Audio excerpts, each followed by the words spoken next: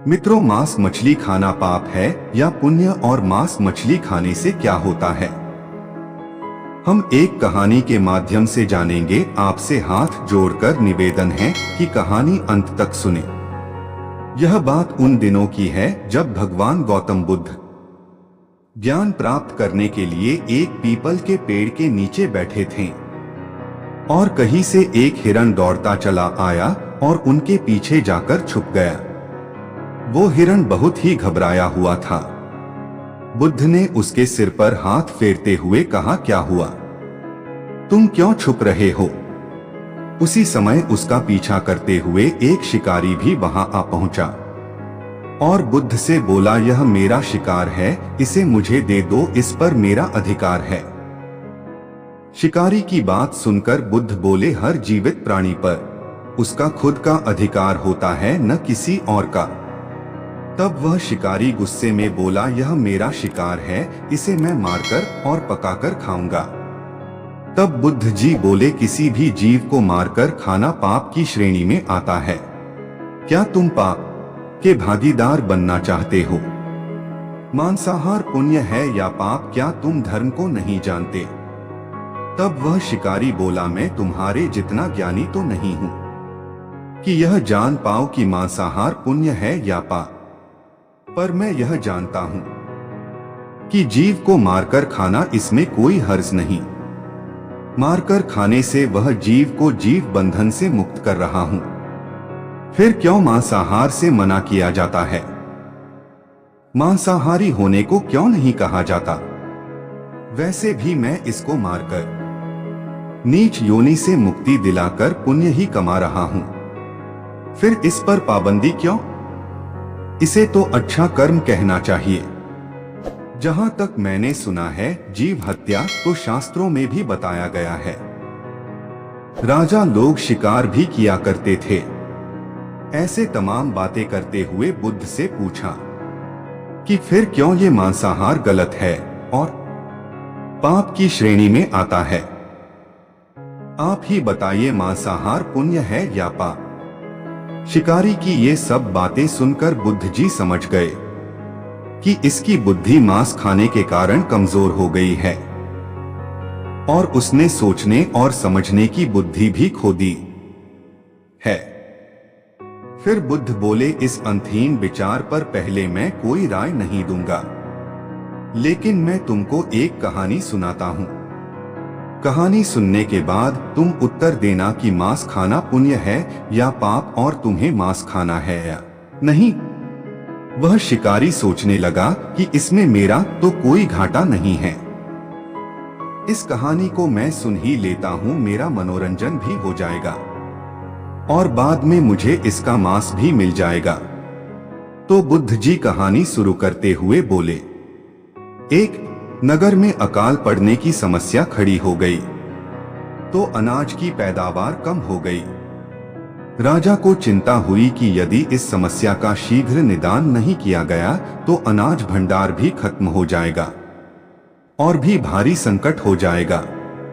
तो राजा ने अपनी राज्य सभा में पूछा, नगर में अकाल की समस्या को सुलझाने के लिए सबसे सस्ती वस्तु क्या है?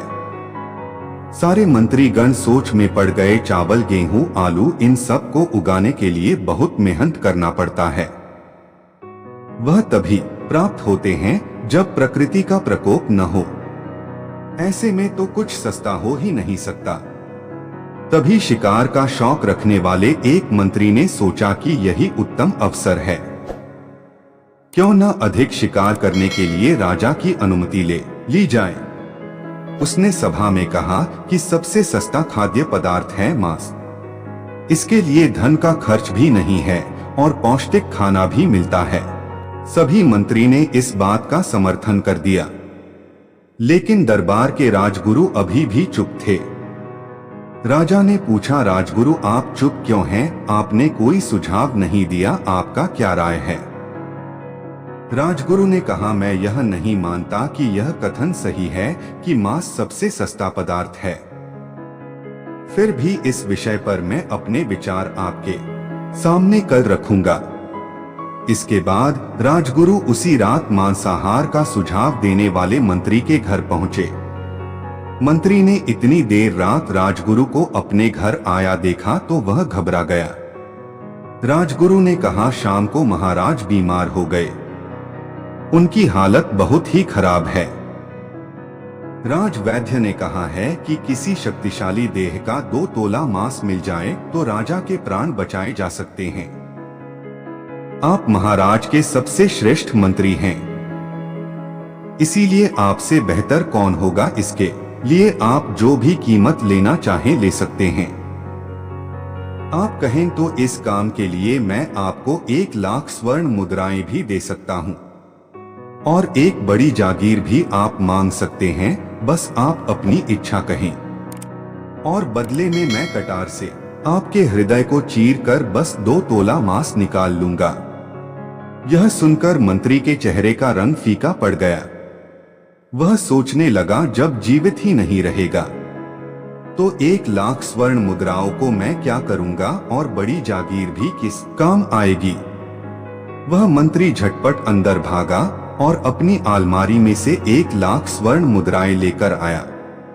सारी मुद्राएं देकर उसने राजगुरु के पैर पकड़ लिए और गिड़गिड़ाते हुए बोला, श्रीमंत, मैं आपकी 1 लाख मुद्राओं में मैं अपनी 1 लाख मुद्रा और मिलाता हूँ।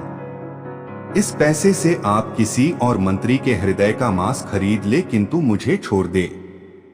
यह बात किसी और को पता न चले, मैं आपके पैर पड़ता हूँ। राजगुरु जी यह सब समझ चुके थे, लेकिन वह उसे थोड़ी और मानसिक पीड़ा देना चाहते थे।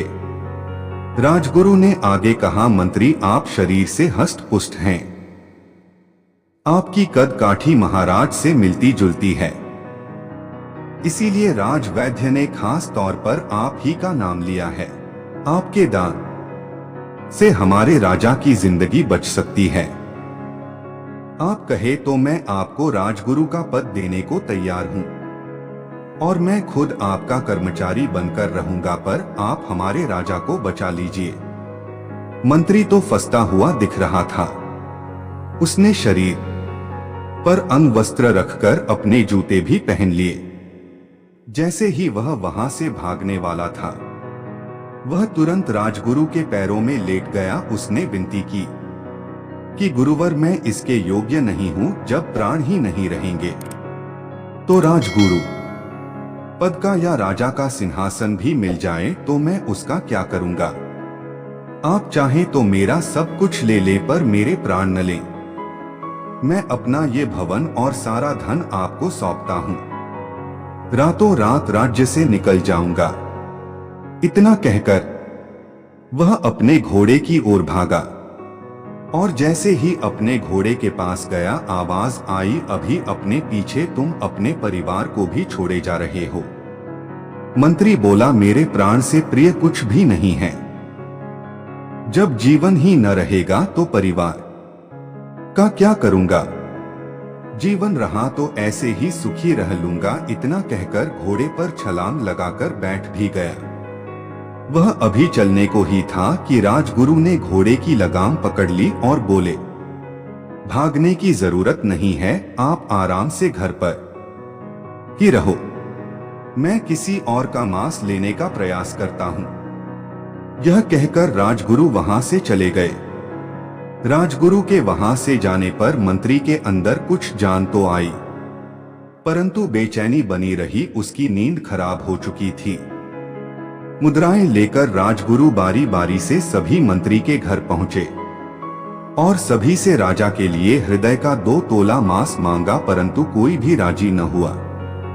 सबने अपने बचाव के लिए राजगुरु को 1 लाख और 5 लाख मुद्राएं तक दे दी। इस प्रकार राजगुरु ने एक ही रात में करोड़ों स्वर्ण मुद्राएं जमा कर ली। फिर सुबह होने से पहले ही अपने महल में पहुंच गए। अगले ही दिन राजसभा में सभी मंत्री समय से पहले ही पहुंच गए।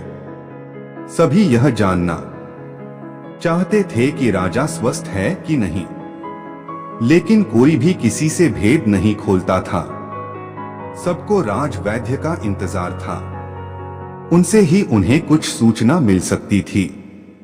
राजगुरु ने सैनिकों को पहले से आज्ञा दे रखी थी कि जब तक महाराज राजसभा में न आ जाए तब तक किसी भी मंत्री को महल से बाहर जाने की आज्ञा नहीं है। कुछ समय बाद राजा आए और अपने सिंहासन पर आकर बैठे। सभी मंत्रियों ने देखा कहीं से भी राजा उन्हें अस्वस्थ नहीं लगे। उन्हें तो कुछ हुआ ही न था, राजगुरु ने उनसे झूठ बोला है। हर मंत्री के मन में यही विचार चल रहा था, पर कोई भी किसी और को कुछ भी न बोल रहा था। तभी राजगुरु ने राजा के समक्ष 1 करोड़ स्वर्ण मुद्राएं रख दी। राजा ने पूछा, ये स्वर्ण मुद्राएं किसके लिए है और कहां से आई? राजगुरु ने कहा, 2 तोले मांस के लिए इतनी धनराशि जुटाई है पर मांस न मिला। अपनी जान बचाने के लिए मंत्रियों ने यह मुद्राएं दी हैं। अब आप यह विचार कीजिए, मांस कितना सस्ता है। राजा को बात समझ में आ गई। उन्होंने प्रजा को अधिक परिश्रम करने का निवेदन किया और राजा के अनाज भंडार में से अनाज निकालकर श्रमिकों को दिया गया। उन्होंने पौष्टिक सब्जियों की खेती का तुरंत आदेश दिया। वह 1 करोड़ स्वर्ण मुद्राएं इसी कार्य के लिए और श्रमिकों के कल्याण के लिए खर्च की गई। ऐसे साग सब्जी तेजी से उगी जिससे प्रजा का कल्याण भी हुआ और पौष्टिकता भी मिली। कुछ समय बाद मौसम अनुकूल हुआ और खेती लहलहाने लगी। इस प्रकार उस नगर में अकाल का संकट दूर हुआ। बुद्ध से यह ज्ञान पाकर शिकारी परिपूर्ण हो गया और उसे ज्ञान की प्राप्ति हो गई और वह जान गया कि महानता जीवन लेने में नहीं बल्कि जीवन देने में है। शिकारी बुद्ध के आगे हाथ जोड़कर वहां से चला गया और उसने कसम खा ली कि वह अपने संपूर्ण जीवन में किसी को भी कभी चोट नहीं पहुंचाएगा। तो मित्रों, जीवन का यह मूल्य गौतम बुद्ध से कहानी के जरिए कि हम यह न भूले कि जिस तरह हमें अपनी जान प्यारी है, उसी तरह सभी जीवों को अपनी जान प्रिय होती है। अपने दिल से जानिए पराये दिल का हाल। यदि जीव हत्या जीव को संसार बंधन से मुक्त करने का तरीका है, तो अत्याचारी द्वारा किया गया नरसंहार भी मान्य है। वह भी ये उदाहरण दे सकते हैं कि वह लोग जीवन के कष्ट से आप लोगों को मुक्त कर रहे हैं। अगर उसके लिए वह जीवन बोझ होता तो कभी भी अपनी जान बचाने के लिए संघर्ष नहीं करता और भागता नहीं। जो आपके सामने असहाय हो जाता है उसे प्राण गंवाने पड़ते हैं। जिन जीवों को मारकर आप खा रहे हैं उन्हें तो प्राण बचाने का अवसर भी नहीं मिलता। जहां अपने स्वार्थ के लिए किसी जीव की हत्या कर दी जाए, हम अंत समय में जिंदगी भर के पापों के लिए जिंदगी भर सुकर्म करने की कोशिश करते हैं, परंतु हम यह भूल जाते हैं कि जब वह जीव हमारे लिए काटा गया और हमारे लिए तड़पा, उसका श्राप हमें इस जीवन में ही नहीं बल्कि अगले जीवन तक नहीं छोड़ता। मित्रों, आप सब कमेंट करके बताना, मांस मछली खाना पाप है या पुण्य।